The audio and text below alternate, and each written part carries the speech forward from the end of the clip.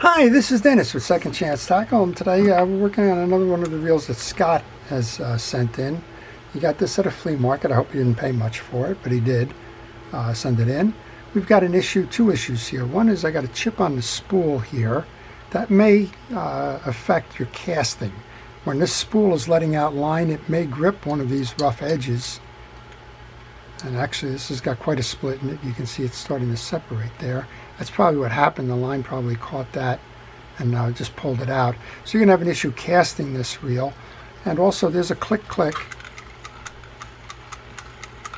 that shouldn't be. And, well, it has a sporadic anti-reverse. And that's probably something in the anti-reverse hitting inside the rotor. So I'm not sure if we're going to be able to repair this reel, but we're certainly going to be able to take it apart, show you how the reel is made. We'll see if we can identify the issue and if that issue is correctable.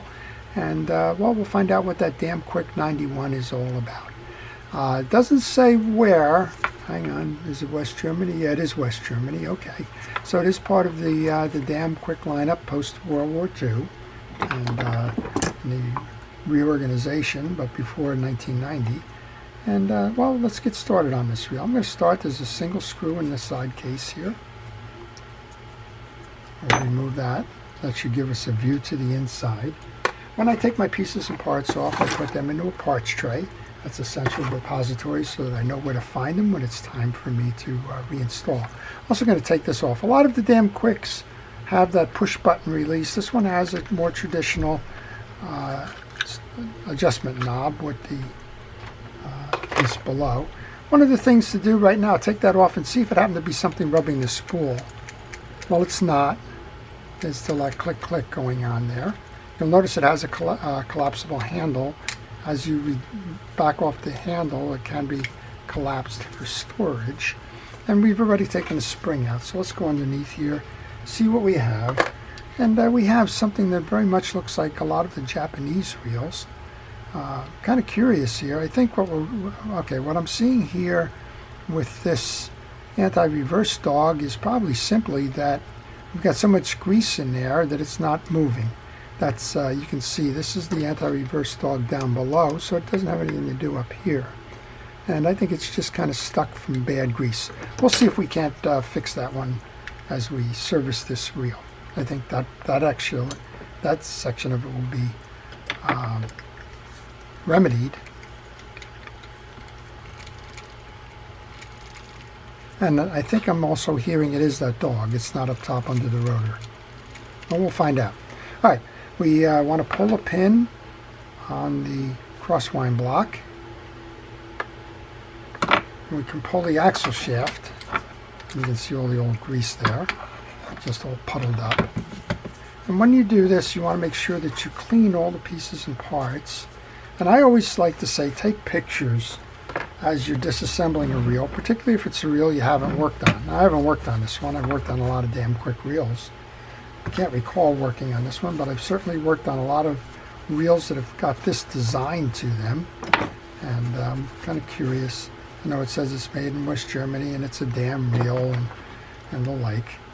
But it looks almost like a lot of the reels that I've worked on that have been made in Japan. And this one doesn't say made in Japan, it says made in West Germany. So we'll see. So just clean up that block, get all that old grease out of there. I used a cotton swab and some paper towels for that. You also wanted to note where that pinhole was, because it's not a symmetrical crosswind block. And I noticed, and I've taken pictures on my video, but I noticed that it's below, not above. Let's come on up top now. We have a nut here holding on the rotor. So this will tell us if there's anything knocking around underneath. And right now I'm just looking at, I believe it's a 12 millimeter, and I have an old Mitchell tool that is a 12 millimeter socket with a wrench on it. You don't need that tool. Get a deep socket for a 12 millimeter nut. Grab one of these and your driver, and that'll be good enough. And that'll enable you to get under the bowl. You can't take an open-end wrench and go in like this and do it. You risk damaging the nut and, well, just plain not getting it out. There is a lot of dirt and sand and things in here. let's see if we can simply remove the bowl. And we can, and yeah, so there's not much underneath here that would say that the click, click, click is happening. I'm going to come on this side, and that all looks the way it should look. This is your bail trip. You're going to pull it down. It's going to lock in, and then the inner part of that is going to hit that ring there, and it'll push it back out. Actually, it's going to pull it in this way and flip it. I notice the bail is working, so what I'm going to do with this is I'm going to put some penetrating oil onto the arm of that bail. Then I'm going to squirt the inside because I want to just clean that bowl out. There's a lot of salt or sand or something in there. This is the washer that goes underneath the rotor nut. This is the washer that goes on top of the bearing. So let's get that out of the way. And I'm just going to use my paper towel with that penetrating oil. I'll come in here and get that dirt out of there. A lot of times folks wonder why reels bog down, why bails don't trip, and the like. And a lot of the time it's that when they were fishing, the reel got grounded somehow, whether it was at a beach or a lakefront or anywhere, and water got in there.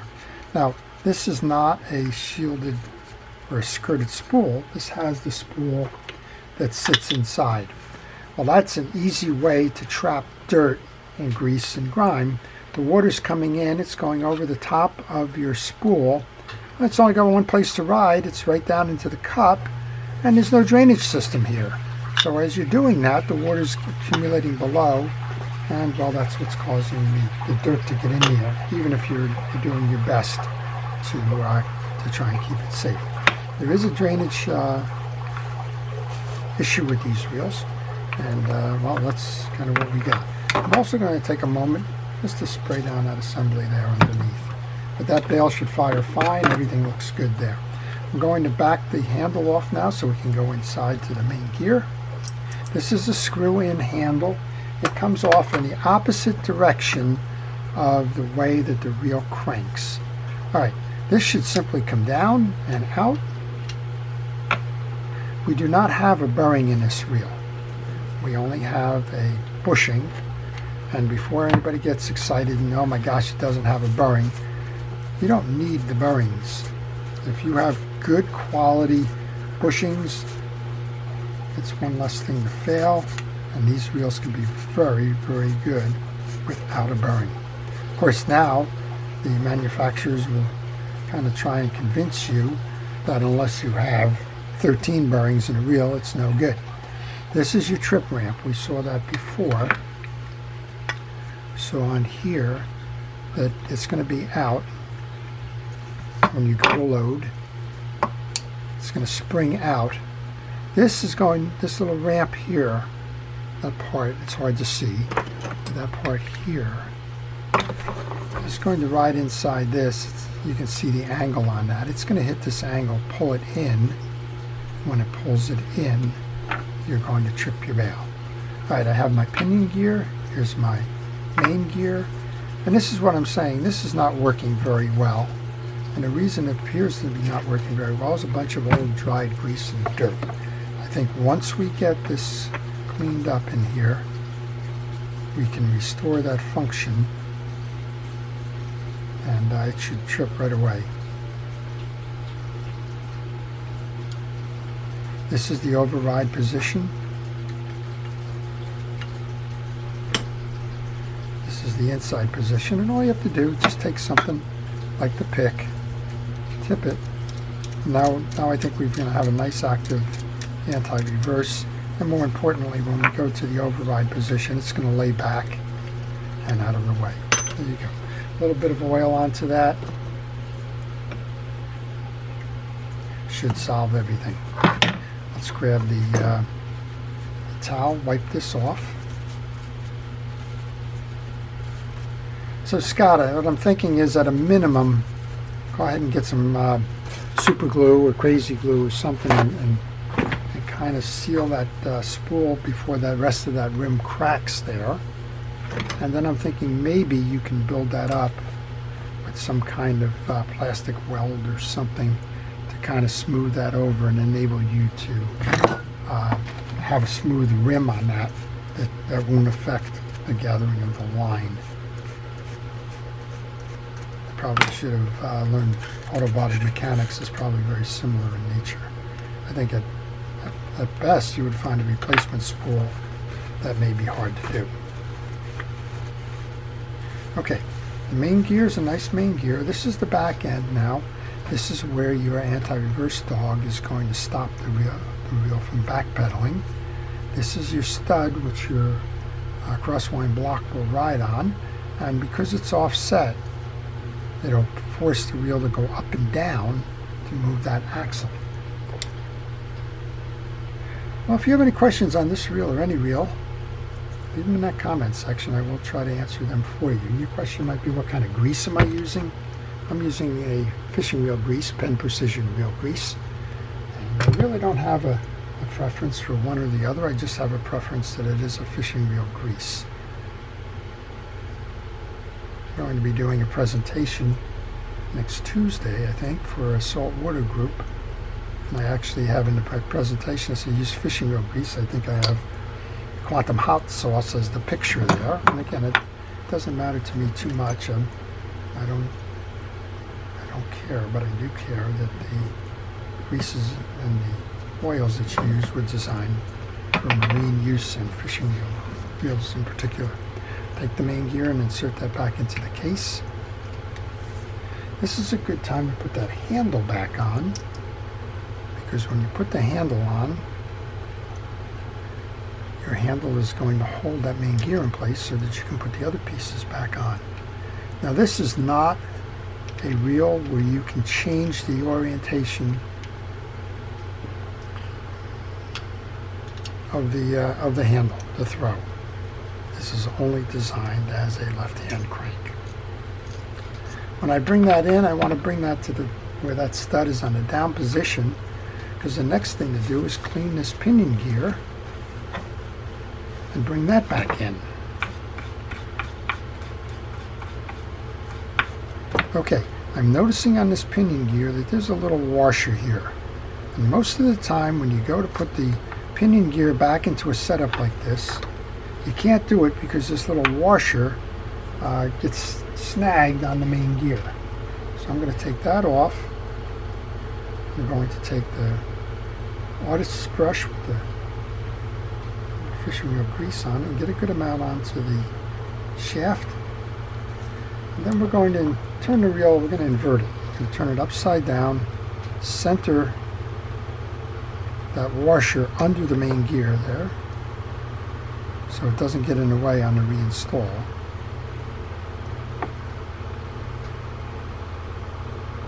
And then we're going to walk the pinion gear back in.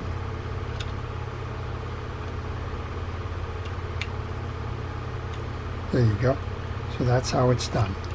Okay, with our gear assembly back in and the handle installed to keep that main in place, let's take that shield, put that over. I believe that's the way it's going to run, so that the inside of the cap on the rotor fits in there.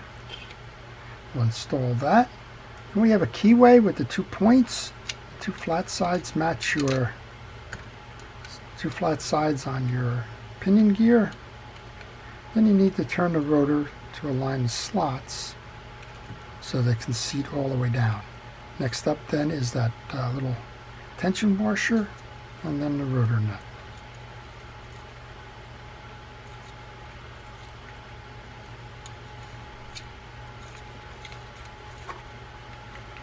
Let's take our ratchet, tighten that down. Let's give it a try. Yeah, there you go. Well, that tick, tick, tick, tick has got to be the bail trip hitting that bar each time. Let's make sure the bail's tripping. Yeah, I guess that's what's making that tick, tick, tick, and that's unavoidable. All right, next up then is our crosswind block. We want to get a little bit of grease into that channel on the face. Remember what we said, the point goes down. Just turn that and notice I got a little bit of grease on this side, so let's get that old grease out of there. The axle shaft just gets a little bit of grease. Notice where the hole is. You're going to have to align that hole with the hole in that crossline block as you come through. So line it up this way and then sight it so that you can see that the holes are aligned before you go to put the pin through. And now we should be able to see the whole operation of the reel. It certainly turns a lot smoother. The only issue that we're going to have with this reel now is that we have a spool that needs to be repaired. Let's close up the case.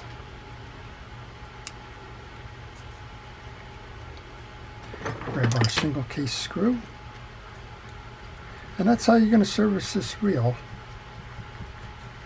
And again, Scott, you're going to have to find the solution here because of the cracked rim here. I don't want to crack it anymore. It's even going to make it worse. But you're going to need to find a replacement spool, or you're going to have to find a way to kind of super glue that and kind of build up the rim here so that when you're casting, you're not snagging on that edge. All right, there you go. This is the Damn Quick 91. An interesting reel. This one needs to tighten down a little bit more. I think we're missing a little shim washer. There's too much play in this hand. But for now, we can certainly build it up with a little washer. Just go grab a little washer for now.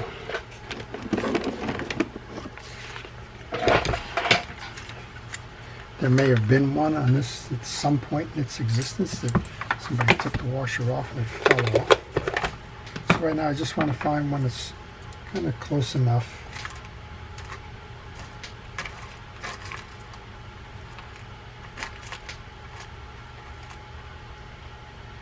I'm looking for almost a regular bolt washer at this point.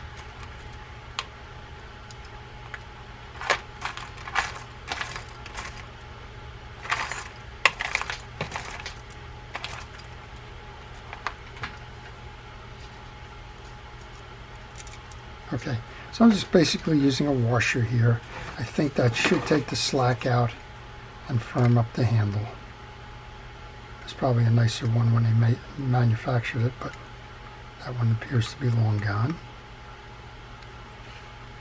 Okay, let's see what we can do with this. All right, well that firms up. That took out the wiggle in the handle and continues to allow it to run. All right, well there you go. That's how you service a Damn Quick 91 made in West Germany, and how to keep it, get it ready to go fishing again. Unfortunately, we have that issue with that top of that spool there, but I hope you've enjoyed that. If you have a 91, you now know how to service it. You know the mechanics behind it, and this one should help. And we have the anti-reverse with that dog, as you saw how we had to reset the dog. Okay. To our first responders and essential personnel, thank you for all it is that you do to keep us safe. I do appreciate everything it is that you do. Whether fire, rescue, police, EMT, first aid, and wall. Thank you for what you do. To everyone, please stay safe, stay well, stay watching. Keep your tackle ready to go fishing, because before you know it, it'll be that time, the run will be on, and you don't want to be stuck with a reel that, well, is going to be sub-optimized or not performing well. This is Dennis with Second Chance Tackle. Have a great day.